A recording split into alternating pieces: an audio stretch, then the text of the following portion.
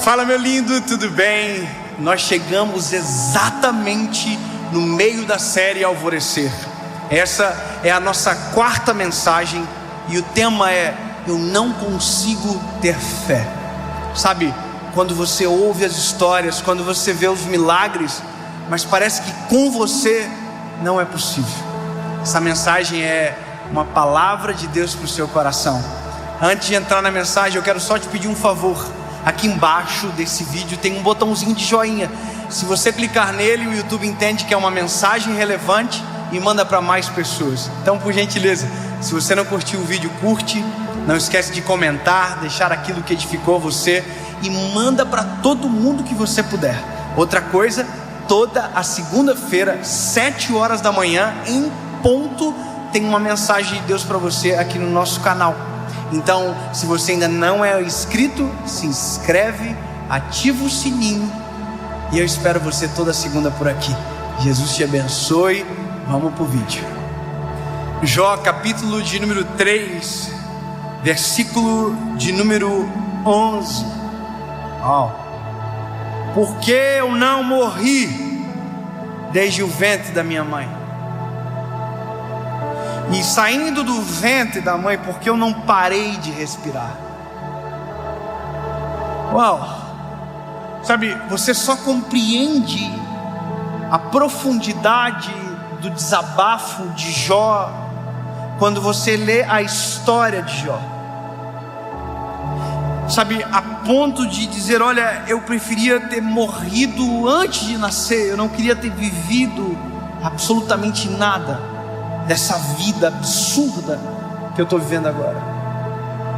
Sabe, é uma sensação de apanhei tanto que eu não gostaria nem de ter vivido. Sabe, é uma hora onde as pessoas desistem, né? Tem gente que diz: eu já chorei tanto que o pote de lágrimas secou. Você já viu isso? E é onde a gente ouve a seguinte frase: eu não consigo mais acreditar em nada. Eu não consigo mais acreditar que existe um Deus no céu que se importa. Eu não consigo acreditar que Jesus realmente existiu. Sabe, eu não consigo acreditar nesses milagres, nessas histórias. Eu não consigo mais acreditar. É quando a gente perde a fé. E é possível a gente perder a fé em tudo. A gente pode perder a fé no ser humano, a gente pode perder a fé em nós. Mas a pior coisa do ser humano é quando ele perde a fé em Deus. Porque Deus sempre vai ser a primeira, mas também a última instância. Sabe, quando você não tem mais a última instância e você perdeu nas primeiras, ali parece que, sabe, acabou. Eu acho interessante quando um ateu explica a fé do cristão. E o ateu, ele é brilhante em explicar a fé. Ele vai dizer: é porque o cristão precisa de uma esperança. A pergunta é: e quem não precisa? Porque a esperança do cristão, diferente da esperança da ciência, por exemplo, a ciência tem um limite. Nós cremos em algo que não tem limite. A gente sempre diz: a medicina vai até aqui, o Senhor vai além. A morte paralisa, o Deus dá a vida. Sabe, aonde não existe uma saída, nós que cremos em Jesus acreditamos em um novo ciclo. Nós acreditamos num milagre. E até quem não acredita, quando chega na última instância, faz um esforço para acreditar. Quantas vezes eu já fui visitar pessoas que estavam morrendo de alguma doença terminal e que nunca creram em Jesus, mas chegaram na última instância, a última coisa que restou foi crer. Só que veja, o mesmo motivo que faz alguém crer também pode fazer o outro deixar de acreditar. Quando você olha para a história de Jó, o mesmo motivo que poderia fazer alguém crer, naquele momento talvez quis fazer ele deixar de acreditar. E quando a gente olha para a nossa geração, e eu digo para a minha geração, eu encontro uma dificuldade de crer muito maior. Sabe, porque agora nos foi passado a impressão que a gente controla muito melhor a nossa vida. Nossa expectativa de vida mudou, por exemplo. O homem, a expectativa dele tem subido de maneira drástica. A medicina tem entrado na história de uma maneira muito extraordinária. Sabe o que eu descobri esses dias? Eu quero muito ter uma menina. Nós vamos orar sobre isso. Eu e a Paulinha, a gente queria que o nosso terceiro filho fosse uma menina. A gente tem esse desejo. A gente descobriu que se eu quiser que seja uma menina, eu consigo fazer que seja. Basta eu fazer a inseminação manipulada pelo médico, que vai colocar lá, eu não sei explicar o termo científico, mas vai nascer uma menina por conta de uma manipulação na genética. Só que eu não quero isso para mim, porque à medida que eu tenho controle, eu descubro que não ter o controle é muito melhor. É muito melhor viver o sobrenatural de Deus do que o controle do homem.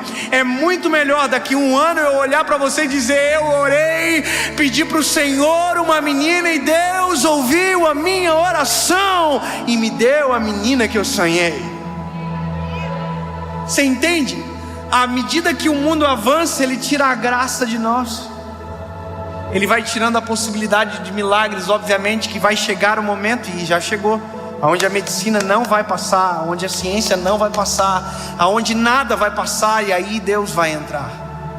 Mas a minha preocupação é com os corações de agora, que não conseguem crer, ou porque de maneira racional entenderam que isso é o melhor, porque não querem se frustrar em crer em algo que talvez não exista, ou talvez com alguém que foi tão ferido na vida ou pela própria religião, que transformou a fé em uma coisa ruim, e se esqueceu do eterno por conta de uma experiência. Eu olho para as experiências, e eu vou ser bem sincero com você agora. Deus deu voz para a gente no Brasil. Eu reconheço que foi o Senhor que fez tudo acontecer. O Senhor nos deu voz. Mas sabe, de verdade, quando sai alguma matéria nossa, quando sai alguma notícia, às vezes a gente lê os comentários, e eu leio algumas frases assim, tipo: pastor é tudo ladrão. Sabe, ele só quer o dinheiro das pessoas, aquelas coisas que a gente ouve de senso comum. Mas quando você olha na história, você percebe que existem culpados disso acontecer. Sabe, existem os culpados de fazer isso acontecer. Ou seja, nós às vezes pagamos o preço de decisões erradas lá de trás. Só que aí que está. O problema não é comigo. O problema é que essas pessoas que construíram uma imagem errada, ou que frustraram a fé de alguém, frustraram a fé em Jesus. Entende? Tem pessoas que deixam de crer porque foram feridos por alguém que deveria ser aquele que protege, que ama. E eu vou te falar uma coisa: nós somos muito tentados às vezes na vida, como todo ser humano, mas eu consigo entender a responsabilidade que eu tenho. Sabe, entendo o que eu vou te dizer agora, mas, por exemplo, se alguém trair a esposa, ninguém vai saber. Mas talvez se eu trair a minha esposa, a Paula, porque tem uma voz que o Senhor deu, olha que loucura. Tem gente que nunca mais vai querer ouvir uma pregação, que vai achar que todo pregador é o vagabundo que traiu a esposa. Você entende? Se eu abandonar a minha família, ou se eu perverter o meu coração, eu sou responsável pela vida de muitas pessoas. Aí você vai dizer: mas a fé, ela tem que estar em Jesus. Eu concordo com você.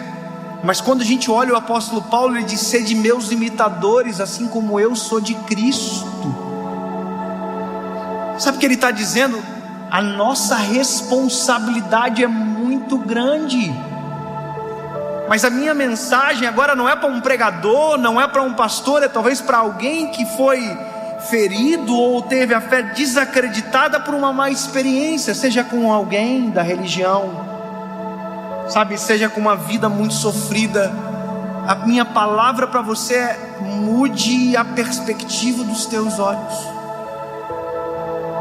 E isso é muito importante, porque à medida que o tempo passa, se nós não tivermos o nosso coração no Senhor, se os nossos olhos não estiverem fitos nele, se nós não tivermos fé, o que nós vamos ter? E eu percebo que a falta de fé, ela invadiu aqueles que mais deveriam ter também. Sabe, o meu coração nessa série, qual foi? Eu preciso de uma mensagem de esperança, Senhor. Jesus, eu preciso de uma palavra que seja para esse tempo. Ela é atemporal, mas eu preciso de respostas para esse tempo. E veja, eu estou falando sobre Jesus de uma perspectiva em todo o tempo, dizendo para você: olha, é possível melhorar, é possível Deus transformar a sua história, porque eu tenho fé. E por isso o tema da mensagem é alvorecer, o tema da série, sabe, uma esperança. Porque se eu não tiver isso, o que eu vou ter? Se eu não crer que Deus pode agir, no que eu vou crer? Se eu não creio que Deus pode parar uma chuva, no que eu vou crer? Você entende? Eu preciso crer, não é quero, eu preciso. A minha geração precisa crer, não é quer, não, nós precisamos, porque senão a gente entra em colapso, senão a gente entra em desespero, senão a gente desacredita, e desacreditar de Deus é desacreditar de nós, porque aonde estamos nós? O que é a nossa vida? O que é a nossa história? Sabe, eu quero que você chegue ouvindo isso que eu estou falando para você, na expectativa de voltar a crer, mesmo que os teus olhos não enxerguem nada ainda. Hoje eu vi um vídeo de um rapaz que faz salto em distância e ele é cego. Sabe, quem salta em distância, ele percorre uma pista e ele pula numa caixa de areia. O que me doeu o coração é porque o cego, um atleta profissional, sem ver, ele correu e ele mudou o ângulo. Sem perceber, ele mudou o ângulo da corrida dele. E ele pulou metros de distância e caiu fora da caixa de areia. Caiu no chão duro, com a bunda no chão. Sabe, sem ver, ele correu. Sem ver, ele saltou. Só que ele caiu fora da caixa de areia. Crer é sem ver, sem enxergar, correr e pular, crendo que o Senhor me pegará no colo, crendo que o Senhor está no controle. É dar o passo sem ver o chão, é andar sem ver a estrada, mas saber que Deus está cuidando de todas as coisas. Isso é crer, é o firme fundamento no que os meus olhos não veem, é a fé. E se nós não tivermos fé, no que vamos acreditar? O mundo está em declínio. Se nós não tivermos fé, qual será a nossa esperança para amanhã? Qual é a esperança que eu tenho sobre o mundo para os meus filhos amanhã? Eu amo uma passagem onde Jairo chega para Jesus e diz: Jesus, a minha filha está doente, para morrer em casa.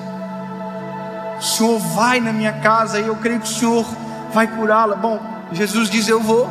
Só que enquanto Jesus está indo, uma mulher toca em Jesus, uma mulher que tem um fluxo de sangue. Jesus para e tal. E enquanto Jesus está operando esse milagre, chega uma notícia para Jairo: ô Jairo, não adianta mais o mestre ir. porque ela morreu.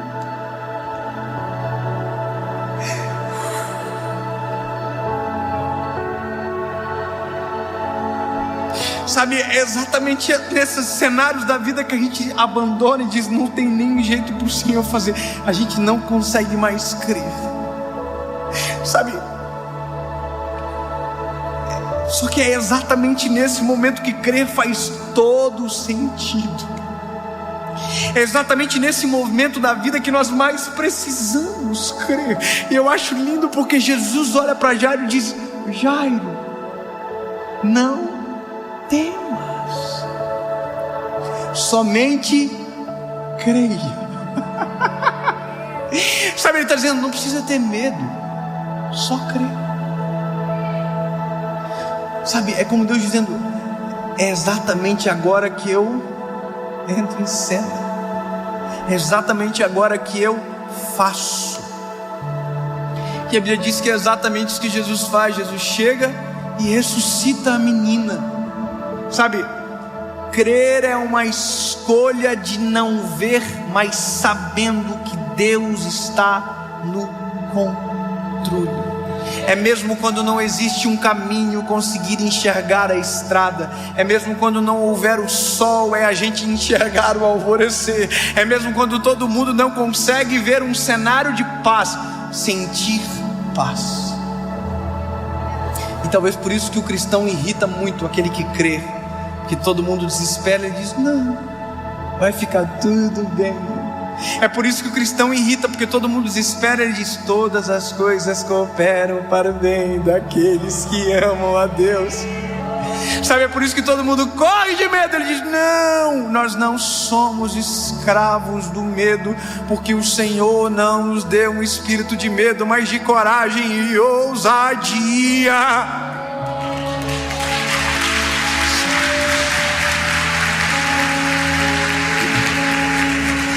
Sabe, crer é enxergar o que os olhos de ninguém pode contemplar. Não tem saída. Quem crê diz: há uma esperança. Não tem mais jeito. Quem crê diz: eu conheço alguém que muda a história. Alguém diz: eu desisto. Quem crê diz: é hora de recomeçar. Quem não acredita diz: eu caí. Quem crê diz: Deus levanta o caído. Entende? Sempre haverá uma perspectiva de luz, de esperança para quem crê. Então você precisa escolher. Não crer é viver no marasmo de ausência de esperança. Ao oposto disso, crer é ter esperança. Meu grande sonho com a minha geração é que as pessoas tenham as suas experiências com Jesus. Sabe, experiência com Jesus. Posso te falar um negócio? A gente está aqui agora, lembra que eu brinquei aqui da chuva?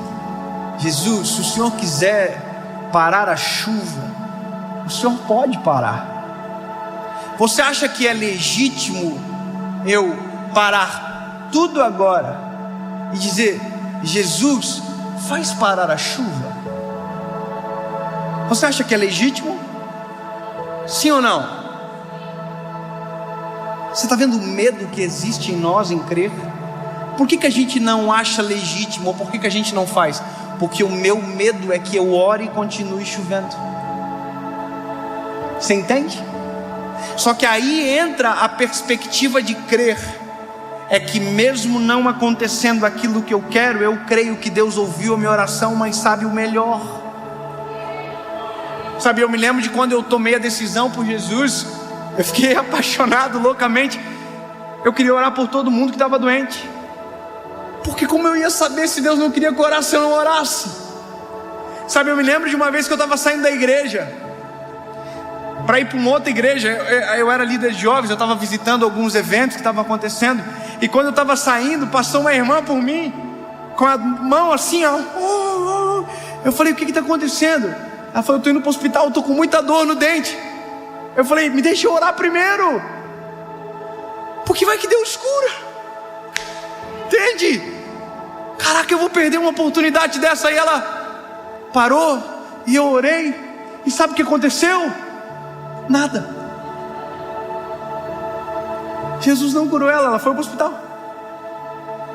Mas aí que tá, eu continuei crendo. Porque não é pelos que meus olhos enxergam, é pelo que eu creio na minha alma, no meu espírito. Deus está no controle. Entende? O crer não significa que eu vou entrar numa experiência onde tudo vai dar certo. Mas quer ver uma outra experiência? Essa semana, e eu concluo agora a importância de crer. Meu filho João pegou uma virose. Meu príncipe. Nós voltamos de madrugada de Floripa, a gente estava aqui, voltamos para Joinville, e ele foi vomitando até em casa. Quem tem filho aqui sabe como a gente que é pai fica, né? A gente queria trocar e entrar no lugar, sabe? Filho, fica bonzinho, o papai vai ficar mal. Sabe, eu parava o carro, ele vomitava. No dia seguinte, na manhã seguinte, ele vomitou. E eu me lembro da cena dele comigo no sofá. E a minha esposa falou: filho, porque a gente fala tudo a verdade para ele. A gente vai levar você no hospital. Você vai ter que tomar um piquezinho no braço para tomar soro, que você não está bem, filho. E ele começou a chorar e disse: mamãe, eu não quero ir para o hospital, mamãe. Dói. E claro que dói. A gente sabe que dói, mas dói muito mais na gente. Aí naquele momento eu falei para ele assim: filho, olha para o papai. Antes de nós irmos para o hospital, a gente vai orar, filho. E se o papai do céu curar você, você não vai mais precisar ir para o hospital. Olha que loucura. Então, filho, nós vamos orar. Se o papai do céu curar você agora, não precisa mais ir. Vamos orar, filho? E meu filho falou: daí não vai precisar ir para o hospital.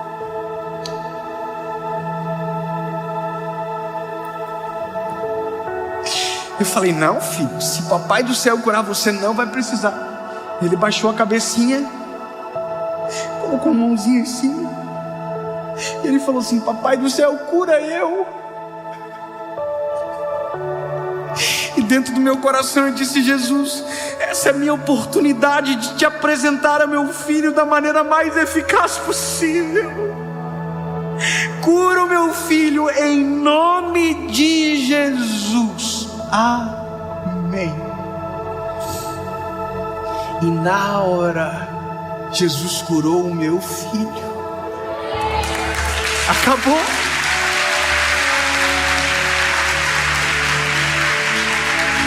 E aí você vai dizer: eu não creio. É isso que eu estou falando. O crer faz a diferença. Sabe, eu pedi para minha esposa: amor, traz uma banana para o João. Ele: tá bom. Aí o mano olhou para mim: eu não vou mais precisar ir para o hospital, papai. Não vai. E ele comeu a banana e acabou. Comeu, brincou e acabou. Escolher crer é a única possibilidade que nos dá para viver milagres extraordinários com o Senhor. Se eu não crer, eu não vou viver. Se o Pedro não cresce que seria possível andar sobre as águas, ele nunca entraria na história por andar sobre as águas junto com Jesus. Você entende? Eu só quero que você entenda muito melhor crer, lindo. Então passa por cima da tua má experiência. Eu não vou te pedir perdão em nome da igreja, que não precisa. Passa por cima disso. Passa por cima se alguém te frustrou, se alguém foi mal com você e talvez devia ter. Não, esquece. Olha para o eterno, olha para Jesus. Deixa Ele purificar, sarar o teu coração. Escolha crer. Eu termino aqui agora contando mais uma experiência. Posso? Posso. Porque, na verdade, o meu sonho é que você não baseie a tua fé na minha experiência, mas numa que Deus vai fazer você viver. Sabe? A sua caminhada.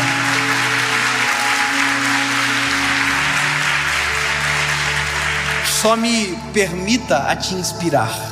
Só isso. e você vai viver. Eu declaro sobre a sua vida que em nome de Jesus você terá a sua própria experiência com Jesus e vai chegar a um ponto que você não precisará de alguém dizendo para você alguma coisa sobre Jesus, no sentido de que você terá a sua experiência como seu alimento. Entende? Você com Jesus, uma experiência genuína, e nada mais vai frustrar você.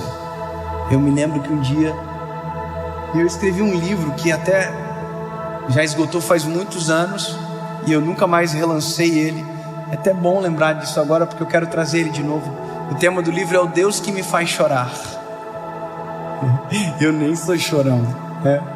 Não sei porquê, mas olha, eu descobri que vale a pena provocar o Senhor, sabe?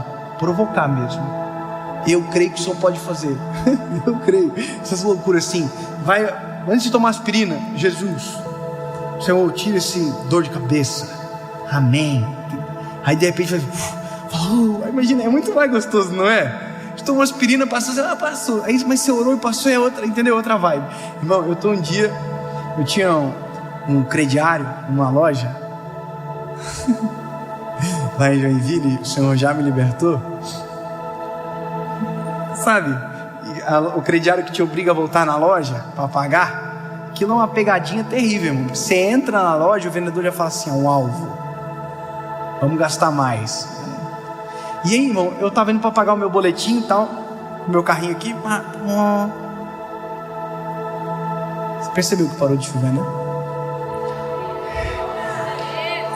Eu tava indo.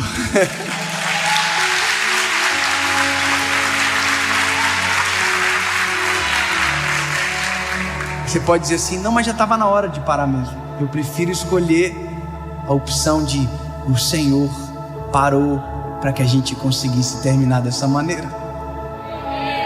Só uma escolha de perspectiva, entende? Te amamos, Jesus. Obrigado, Senhor.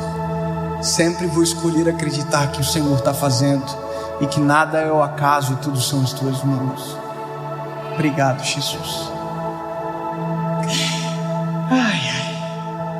A gente provoca, mas já viu ser provocado pelo Senhor como é uma coisa muito doida. Eu oro para que você viva isso. Um dia eu estava lá indo pagar o boletim no meu carro, e aí tinha uma vaga de estacionamento que ficava na frente da loja que eu ia pagar a conta.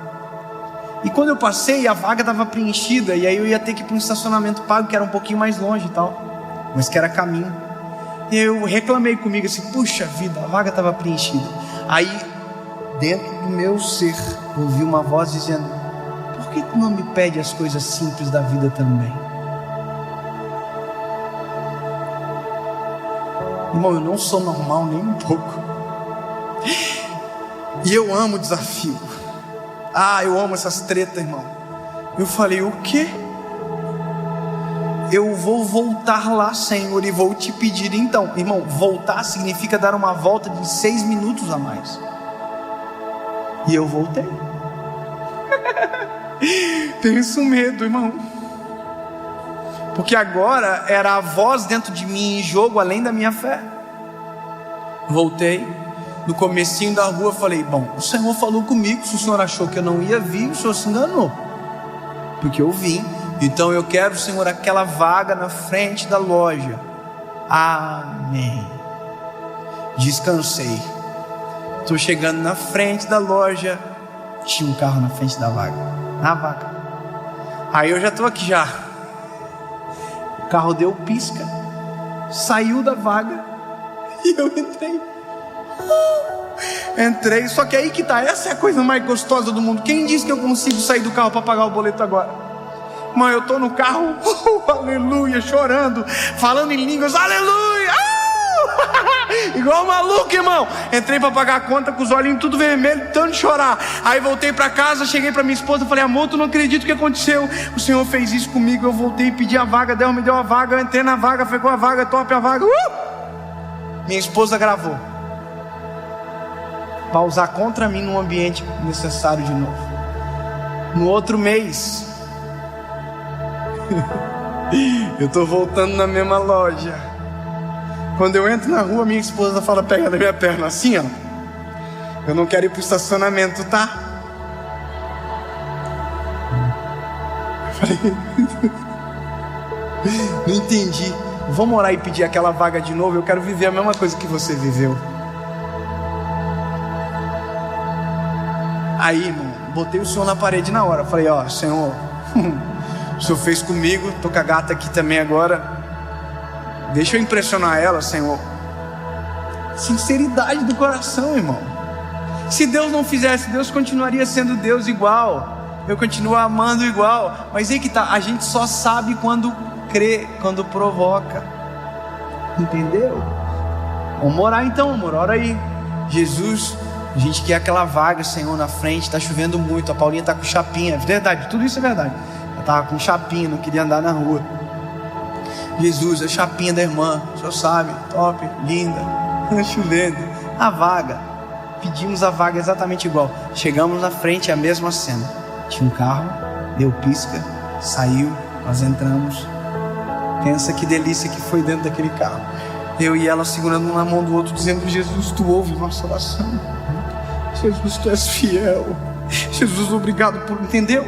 Escolher crer nos proporciona experiências muito mais extraordinárias do que não crer.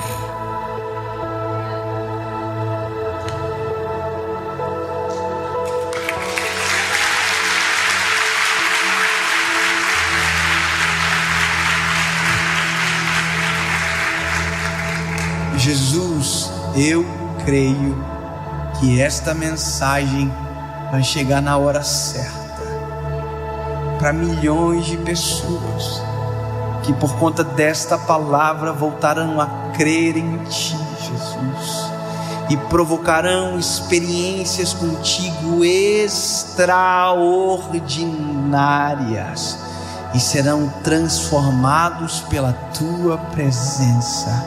Jesus, nós cremos em Ti. Tu és o nosso amado.